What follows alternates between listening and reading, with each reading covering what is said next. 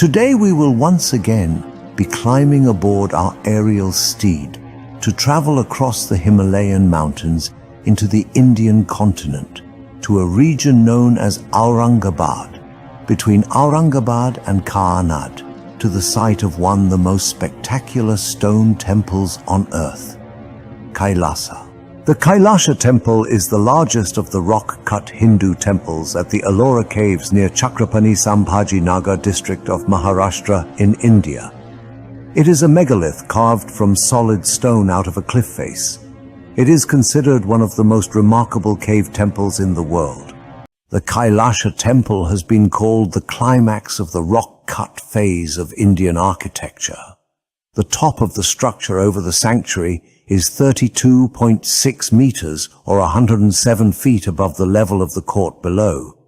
And although the rock face slopes downwards from the rear of the temple to the front, both researchers as well as archaeologists believe it was sculpted from a single massive basalt rock.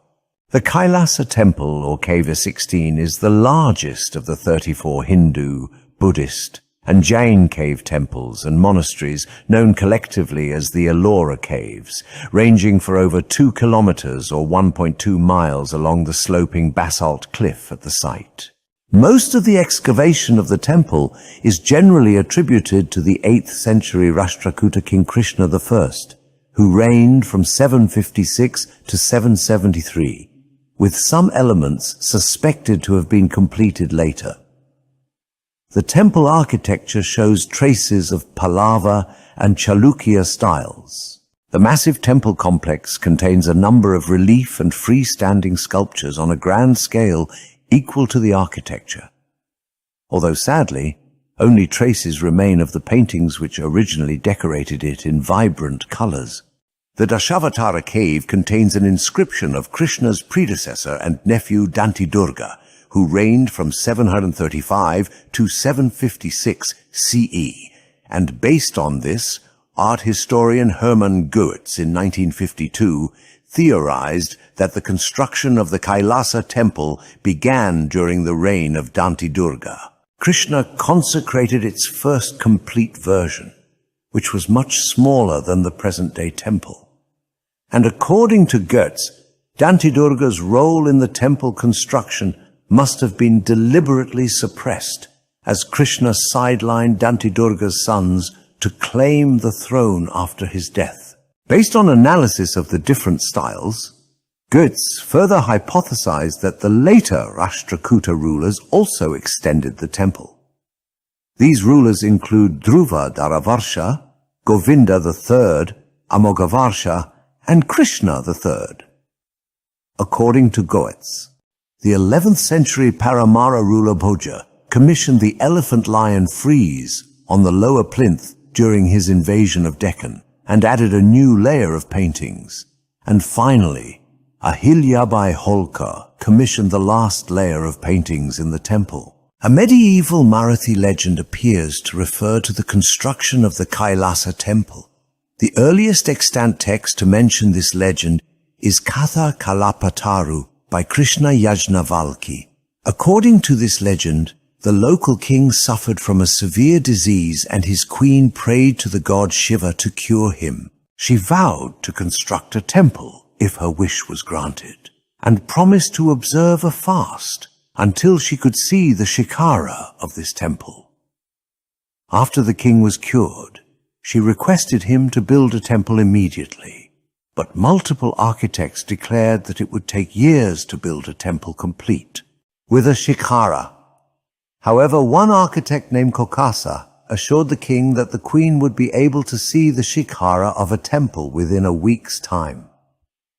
Legend states that he began building the temple from the top by carving the rock, and he was able to finish the shikara within a week's time, enabling the queen to give up her fast. The temple was named Manikeshwar after the queen. M.K. Davalikar theorizes that Kailasa was indeed the chief architect of the Kailasa temple, which may have been originally known as Manikeshwar.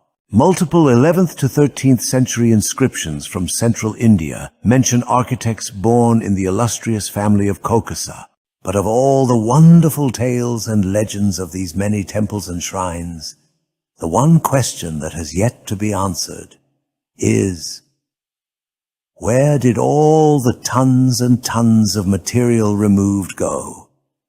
These temples are carved out of solid basalt, which is not a soft stone at all, and the removal of that amount of material would have left behind very large spoil piles, but none can be found anywhere in the area.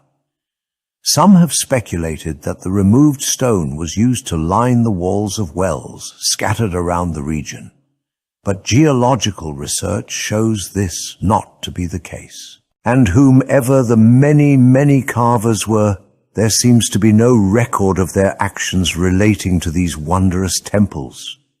The intricacy and accuracy of the carved figures is truly amazing, and one would think that at least a token mention of who did it would have been recorded in some fashion. But it appears as though the kings just waved their hands, cited a few words from scripture, and voila, a temple is born.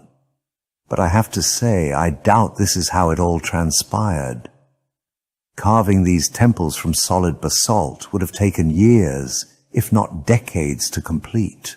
And the talented artisans who wielded the various tools have nary a mention in the historical documents, and that to me is a travesty of history and should be remedied.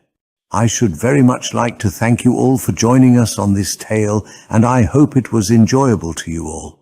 Please take the time to like and subscribe, as this helps us a great deal in continuing to put forth our content. Again, thank you all so very much. This is Professor Poppycock signing off.